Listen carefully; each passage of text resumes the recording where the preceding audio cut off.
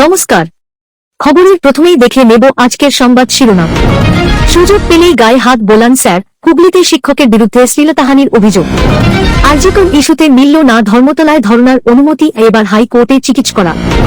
বাংলাদেশের ডাঙায় বাঘ জলে কুমির। চট্টগ্রাম দখলের পথে আরাকান আর্মি, সীমান্তে প্রস্তুত ভারত। জাতীয় সড়ক ও রেল অবরোধ করা যাবে না। কর্মীদের আন্দোলন নিয়ে বিরাট নির্দেশ হাইকোর্টের। লোকসভায় এক দেশ এক ভোট বিল পেশ হতেই হট্টগোল। সমর্থন জানাচ্ছে কারা কারা বিরোধিতায়, জানুন বিস্তারিত। মৃত্যুকালীন চাকরি পাবেন দ্বিতীয় স্ত্রীর সন্তানও, স্বীকৃতি হাইকোর্টের।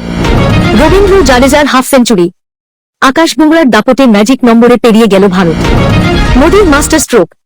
এবার থরহরিকম্প বাংলাদেশ। ইন্ডিয়ান আর্মিকে যা টাকা দিচ্ছে কেন্দ্র, এ চমকে যাবেন। হঠাৎ শীতে ছন্দপতন।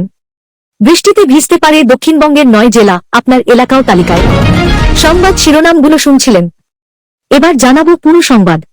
প্রতিদিনের খবরের টাটকা আপডেট পাওয়ার জন্য আমাদের নববার্তা ইউটিউব চ্যানেলটিকে সাবস্ক্রাইব করুন। আসছে বিস্তারিত খবরে। আরজিকর হাসপাতালে মহিলা চিকিৎসককে ধর্ষণ ও খুনের ঘটনার পর যখন গোটা রাজ্য তোলপাড়, সেই থেকেই যেখানে সেখানে ধর্ষণ, হেনস্থা, শ্লীলতাহানির ঘটনা সামনে আসছে। যাবজ্জীবন ফাঁসির সাজা শোনালেও কোনো টনক নড়ছে না বিকৃত মস্তিষ্কের। কর্মক্ষেত্র তো দূরের কথা, এবার স্কুলের ভিতরেই শ্লীলতাহানি। এক নয়, একাধিক ছাত্রীর একই অভিযোগ। হুগলির মগডার একটি বেসরকারি ইংরেজি মাধ্যম স্কুলের ঘটনা। ক্লাস 5-এর এক ছাত্রীর অভিযোগে গোটা ব্যাপারটা সামনে আসে। ঘটনা হল, এক শিক্ষক রোবটিক্স ক্লাসে খারাপভাবে স্পর্শ করেন। গত বুধবার এই ঘটনার পর ওই ছাত্রী তার মাকে বিষয়টি জানায়। ছাত্রীর পরিবার অন্যান্য কয়েকজন অভিভাবকের সঙ্গে এই বিষয়ে আলোচনা করেন বলে পরের দিনই সকলে মিলে স্কুল কর্তৃপক্ষের কাছে অভিযোগ দায়ের করেন। স্কুলকে জানিয়েও কোনো লাভ হয়নি, তাই সোমবার মগডা থানায় শিক্ষকের বিরুদ্ধে অভিযোগ দায়ের করেন ছাত্রীর পরিবার। তবে স্কুলের প্রিন্সিপাল জানান, গোটা ব্যাপারটা স্কুল কর্তৃপক্ষকে জানানো হয়েছে। অভিযোগ পেতেই ওই শিক্ষককে সরানো হয়েছে। বাকিটা তদন্ত করে দেখা হচ্ছে বলেও জানান তিনি। ধর্মতলায় ধর্নায় বসতে চেয়ে পুলিশের অনুমতি না মেলায় এবার কলকাতা হাইকোর্টের দ্বারস্থ হল চিকিৎসকদের সংগঠনের মঞ্চ জয়েন্ট প্ল্যাটফর্ম অফ ডক্টরস। মঙ্গলবার হাইকোর্টে মামলা দায়েরের অনুমতি চায় তারা। বিচারপতি তীর্থঙ্কর ঘোষ চিকিৎসকদের মামলা করার অনুমতি দিয়েছেন। বুধবার শুনানির সম্ভাবনা রয়েছে। ধর্মতলায় ধর্নায় বসতে চেয়ে রবিবার কলকাতার পুলিশ কমিশনারকে একটি ইমেল করেন চিকিৎসকেরা। তাদের মূলত দুটি দাবি ছিল, সিবিআইকে দ্রুত অতিরিক্ত চার্জশিট জমা করতে হবে। আরজিকর মেডিকেল কলেজের প্রাক্তন অধ্যক্ষ সন্দীপ ঘোষের বিরুদ্ধে আদালতে চার্জশিট দেওয়ার ক্ষেত্রে সিবিআইকে বাধা দেওয়া চলবে না। কলকাতার পুলিশ কমিশনারকে পাঠানো ইমেলে তারা জানায়, ধর্মতলার ডোরিনা ক্রসিংয়ে 17 থেকে 26 ডিসেম্বর অস্থায়ী মঞ্চ গড়ে ধর্ণা দিতে চায়। আরজিকর কাণ্ডের প্রতিবাদে এবং স্বাস্থ্যক্ষেত্রে চিকিৎসকদের নিরাপত্তার দাবিতে মূলত এই প্রতিবাদ কর্মসূচি করতে চাইছেন সদস্যরা। সংগঠনের তরফে আশ্বাস দেওয়া হয়েছে যে এই শান্তিপূর্ণ অবস্থানের কারণে সাধারণ মানুষের কোনো সমস্যা হবে না, নিরাপত্তাও বিঘ্নিত হবে না। তবে সোমবার কলকাতা পুলিশের তরফে চিকিৎসক সংগঠনকে জানানো হয়, সঙ্গত কারণে ধর্মতলায় ধর্ণা করার অনুমতি দেওয়া সম্ভব নয়।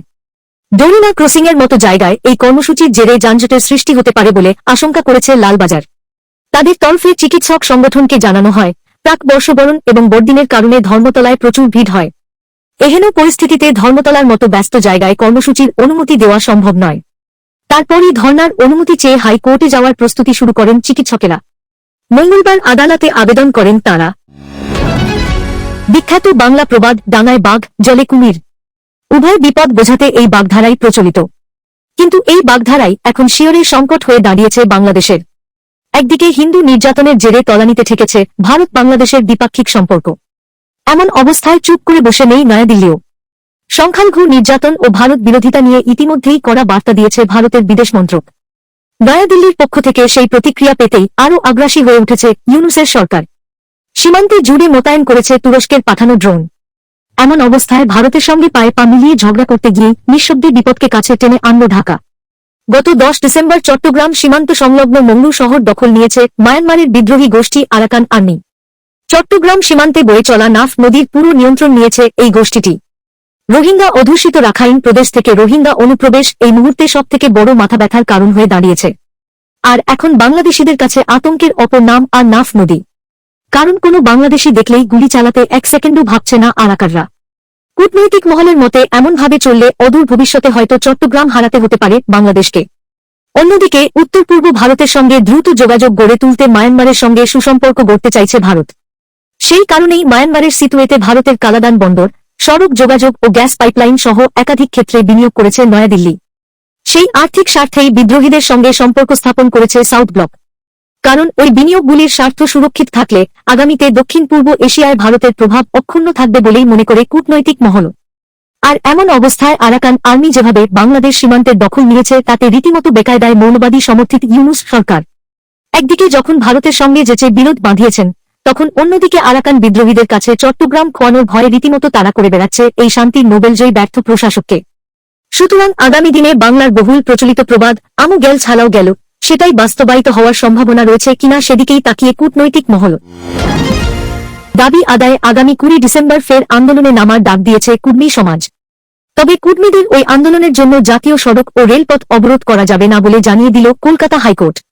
ঝাড়খণ্ড, বিহার, ওড়িশা ও এ রাজ্যের পশ্চিমের জেলাগুলিতে কুর্মী সম্প্রদায়ের মানুষের বসবাস। এই সম্প্রদায়ের মোট 81টি গোষ্ঠী রয়েছে। রাজ্যের কমবেশি 30টি বিধানসভা ও 4টি লোকসভা আসনে কুর্মী ভোট ব্যাংক নির্ণায়কের ভূমিকা নেয়। এদিন আদালতে রাজ্য জানায় কুর্মীদের দাবির বিষয়গুলি কেন্দ্রীয় সরকারের অধীনে, ফলে এ বিষয়ে রাজ্য সরকার কোনো সিদ্ধান্ত গ্রহণ করতে পারে না। এরপরই আন্দোলনকারীদের রেল ও সড়ক অবরোধের আবেদন খারিজ করে দিয়েছে আদালত। বিরোধীদের আপত্তির মাঝেই মঙ্গলবার লোকসভায় এক দেশ এক ভোট সংক্রান্ত বিল পেশ করল কেন্দ্র। কেন্দ্রীয় আইনমন্ত্রী অর্জুনরাম মেঘওয়াল সংবিধান সংক্রান্ত দুটি বিল পেশ করেন সংসদের নিম্নকক্ষে। বিল পেশ হতেই বিরোধীদের হৈহট্টগোল শুরু হয়ে যায় লোকসভায়। কংগ্রেস, তৃণমূল, সমাজবাদী পার্টি সহ বিরোধী জোট ইন্ডিয়ার অন্য দলগুলিও এই বিলের বিরোধিতা করে। বিরোধী সাংসদের বক্তব্য, এই বিল সংবিধানের মূল কাঠামোতেই আঘাত হানবে। এর মাধ্যমে একনায়কতন্ত্র কায়েম করার চেষ্টা হচ্ছে বলেও অভিযোগ বিরোধী দলগুলির। বিরোধীদের পাল্টা যুক্তি, এই নীতি আসলে দেশের যুক্তরাষ্ট্রীয় পরিকাঠামো এবং সংসদীয় গণতন্ত্রের পরিপন্থী। এক দেশ এক নির্বাচন নীতির মাধ্যমে কেন্দ্রীয় সরকার ঘুরপথে আমেরিকার প্রেসিডেন্ট নির্বাচনের মতো একটি ব্যবস্থা চালু করতে চাইছে বলে মনে করছেন বিরোধী নেতৃত্বরা। অন্যদিকে তৃণমূল সাংসদ অভিষেক বন্দ্যোপাধ্যায় সমাজ মাধ্যমে লিখেছেন, একদিকে যখন সংবিধান বিতর্ক চলছে তখন বিজেপি সংবিধান সংশোধনের বিল পেশ করছে। এটি গণতন্ত্রের উপর নির্লজ্জ আক্রমণ ছাড়া আর কিছুই নয়। এক দেশ এক ভোট বিলের লক্ষ্য সাধারণ মানুষের নিয়মিত ভোটদানের অধিকার ছিনিয়ে নেওয়া। প্রথম পক্ষের স্ত্রী নিঃসন্তান হলেও বাবার মৃত্যুকালীন চাকরি পেতে পারেন দ্বিতীয় স্ত্রীর সন্তানও। এই সমস্ত ক্ষেত্রে চাকরির জন্য আবেদন বিবেচনার সময় বৈধ বৈবাহিক সম্পর্কে জন্ম নেওয়া সন্তানের সঙ্গে বৈষম্য করা যাবে না বলে জানাল কলকাতা হাইকোর্ট। সোমবার এই সংক্রান্ত মামলায় হাইকোর্টের বিচারপতি অনন্যা বন্দ্যোপাধ্যায় জানান, এই বৈষম্য নিন্দনীয়। তিনি এই নির্দেশ দিতে গিয়ে বলেন, রুটি উপার্জনকারীর মৃত্যুর পর ওই পরিবারের আর্থিক সমস্যা মেটাতে এই চাকরি গুরুত্বপূর্ণ ভূমিকা নেয়। সেখানে উপার্জনকারীর বৈধ বৈবাহিক সম্পর্কে জন্ম নেওয়া সন্তান নয় বলে ওই সন্তানকে বঞ্চিত করা যায় না। আদালত সূত্রে জানা গিয়েছে, পূর্ব রেলের আরপিএফের হেড কনস্টেবল গোরক্ষনাথ পাণ্ডের মৃত্যুর পর তার দ্বিতীয় স্ত্রীর সন্তান এই চাকরির দাবি জানান। কারণ প্রথম পক্ষের স্ত্রী লক্ষ্মীনা দেবী হলেন নিঃসন্তান। মৃত্যুর পর পূর্ব রেল আর্থিক সুযোগ সুবিধা দুই স্ত্রীর সন্তানদের মধ্যে ভাগ করে দিলেও ক্যাম্পাসিয়নেট বা অনুকম্পিত চাকরির ক্ষেত্রে দ্বিতীয় স্ত্রীর সন্তান চাকরির হকদার নয় বলে জানিয়ে দেয়। এক্ষেত্রে কারণ হিসাবে বলা হয় যে তার দ্বিতীয় বিয়ে বৈধ নয়। যদিও আদালতে প্রথম স্ত্রী এই চাকরির ক্ষেত্রে কোন আপত্তি জানাননি। আসানসোলে কর্মরত অবস্থায় ওই কনস্টেবলের মৃত্যুর পর পরিবার পূর্ব রেলের কাছে চাকরির আবেদন জানায়। সেই আবেদন খারিজ হলে প্রথম স্ত্রী আদালতে আবেদন করে, কিন্তু নিঃসন্তান হওয়ায় চাকরি হয়নি। এদিকে পরবর্তীতে দ্বিতীয় স্ত্রীর ছেলে সেই আবেদন জানায়, কিন্তু কর্তৃপক্ষের তরফে বৈধ আইনি বৈবাহিক সম্পর্কের শংসাপত্র বা রেজিস্ট্রি ম্যারেজ সার্টিফিকেট না দেখাতে পারায় আবেদন বাতিল করে দেয়। মামলা গড়ায় হাইকোর্টে। এদিন মামলার নিষ্পত্তি করে বিচারপতি বৈধতা না থাকলেও দ্বিতীয় স্ত্রীর সন্তান এই চাকরির যোগ্য উত্তরাধিকার বলে নির্দেশ দিয়েছেন। এবার আসছি খেলার খবরে। অবিশ্বাস্য বললেও কম, নৈতিক জয় বলাই যায়। ম্যাচের চতুর্থ দিন অস্ট্রেলিয়া মরিয়া ছিল ভারতকে ফলো অন করতে। তেমনি ভারতের লোয়ার অর্ডাররা ব্যাটাররাও সাহসী ব্যাটিং করে গেলেন। পাহাড় প্রমাণ চাপের মুখে আকাশদ্বীপের ব্যাট থেকে বাউন্ডারি বেরোতেই ড্রেসিংরুমে লাফিয়ে উঠলেন বিরাট কোহলিরা। জাডেজার দুর্দান্ত ইনিংস। শেষ উইকেটে আকাশদীপ যশপ্রীত বুমরার অবিশ্বাস্য ব্যাটিংয়ে ফলো অন এডাল ভারত। টেস্ট ক্রিকেটের অন্যতম নাটকীয় দুর্দান্ত দিন। ফলো অন এডাতে প্রথম ইনিংসে অন্তত 246 রান করতে হতো ভারতকে। মন্দ আলোয় দিনের খেলা শেষের সময় ভারতের স্কোরে ছিল 9 উইকেটে 252 রান। জাডেজা থাকলে ভারত ফলো অন এডাতে পারবে এই ভরসা ছিল। অজি শিবিরও তাকে নিয়েই মূলত চিন্তায় ছিল। লোকেশ রাহুল, নীতিশ রেড্ডির সঙ্গে অনবদ্য জুটিও গড়েছিলেন। নীতিশ আউট হতেই আরও সমস্যায় পড়ে ভারত। জাডেজার সঙ্গে সিরাজ খুব বেশিক্ষণ টিকতে পারেননি। তখনও ফলো এন এডাতে 45 রান প্রয়োজন ছিল। যশপ্রীত বুমরা ক্রিজে যোগ দেন। লিওর বোলিংয়ে বড় শট খেলে ব্যবধান কমান। জাডেজা থাকলে যে কাজ কঠিন, সে কারণেই তার জন্য স্পেশাল প্ল্যান। মিড উইকেট ফিল্ডারকে একটু পিছনে রেখে শর্ট পিচ ডেলিভারি, সেই ফাঁদে পা দিলেন জাডেজা। মিড উইকেট ফিল্ডারকে পার করতে পারলেই বাউন্ডারি। যদিও ব্যাটে বলে সংযোগ ঠিক হল না। কামিন্সের বোলিংয়ে সামনের দিকে কিছুটা দৌড়ে অনবদ্য ক্যাচ মিচেল মার্শের। ৭৭ রানে ফেরেন রবীন্দ্র জাডেজা। নবম উইকেট হারায় ভারত। জশপ্রীত বুমরা ও আকাশদীপের কাছে ফলো অন এড়ানো কার্যত মিশন ইম্পসিবল হয়ে দাঁড়ায়। বুমরাকে রাউন্ড দ্য উইকেট বোলিং শুরু করেন কামিন্স। বাউন্সারে দুর্দান্ত হুক শটে ৬ মারেন বুমরা। ফলো অন ও ভারতের মাঝে তখনও ২৫ রানের ব্যবধান। বুমরার ব্যাটিং নিয়ে আগের দিনই সাংবাদিক সম্মেলনে মজা হয়েছে। তাকে আন্ডার এস্টিমেট করা যে ভুল আরও একবার দেখিয়ে দিলেন। ৩৯ রানের জুটি আকাশদীপ ও জশপ্রীত বুমরার। এই ম্যাচে আর যাই হোক ড্র সম্ভব। ভারতের কাছে সেটাই দুর্দান্ত হয়ে দাঁড়াবে। একটা সময় ভারতের শত্রুপক্ষ বলতে পরিচিত ছিল পাকিস্তান ও চীন। তবে বর্তমানে বাংলাদেশের নানান ধরনের অবস্থান চিন্তা বাড়াচ্ছে দিল্লির। এই অবস্থায় ভারতীয় সেনার সক্ষমতা বৃদ্ধিতে বড় উদ্যোগ নিল কেন্দ্রীয় সরকার। মোদী সরকার প্রায় ২০,০০০ কোটি টাকা বরাদ্দ করল ভারতীয় সেনা সক্ষমতা বৃদ্ধিতে। এমন টালমাটাল পরিস্থিতিতে কেন্দ্রীয় সরকার ১২টি সু-৩০ MKI ফাইটার জেট এবং ১০০টি কেনাইন বজ্র সেলফ প্রোপেলড হাউজার কিনতে চলেছে ভারতীয় বায়ুসেনার সক্ষমতা বৃদ্ধির উদ্দেশ্যে। ইতিমধ্যেই দুটি প্রকল্পের অনুমোদন মিলেছে কেন্দ্রীয় মন্ত্রিসভায়। জানা যাচ্ছে, নাসিকে তৈরি হতে পারে যুদ্ধবিমানের ৬২.৬%। অন্যদিকে গুজরাটে তৈরি করা হবে ১০০টি সেলফ প্রোপেলড হাউজার। বিশ্ববিখ্যাত সংস্থা লার্সেন অ্যান্ড টুব্রো প্রোপেলড হাউজার তৈরির বরাত পেয়েছে। সূত্রের খবর, হাইজার গানের ওজন হবে ৫০ টন মতো। হাইজার গান ৪৩ কিলোমিটার দূর থেকে ৪৭ কেজি বোমা প্রেরণ করতে সক্ষম। এবার নজর রাখব আজকের আবহাওয়ার খবরে। মার্চ ডিসেম্বরেই বাড়ল পারদ। আবহাওয়া দপ্তরের পূর্বাভাস, আগামী ৪৮ ঘণ্টায় আরও চড়বে পারদ, তবে শীতের অনুভূতি থাকবে ভালোমতোই। ২ থেকে ৪ ডিগ্রি সেলসিয়াস পর্যন্ত তাপমাত্রা বাড়তে পারে কলকাতায়। বুধবার থেকে আংশিক মেঘলা আকাশ থাকবে জেলায় জেলায়। এর ফলে শীতের আমেজ একটু কমবে। আবহাওয়া দপ্তরের ধারণা, আগামী শুক্র ও শনিবার ফের মেঘলা আকাশ থাকবে বাংলায়। এমনকি বৃষ্টিও হতে পারে বিভিন্ন জেলায়।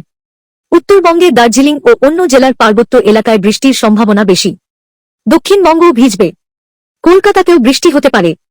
এছাড়া আরও ৮ জেলায় হালকা বৃষ্টি হতে পারে।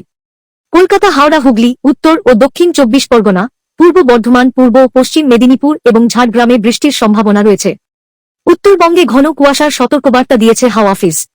হালকা থেকে মাঝারি কুয়াশা প্রায় সব জেলাতেই দেখা গিয়েছে সকালের দিকে। তবে বেলা বাড়ার সঙ্গে সঙ্গে রোদও উঠেছিল।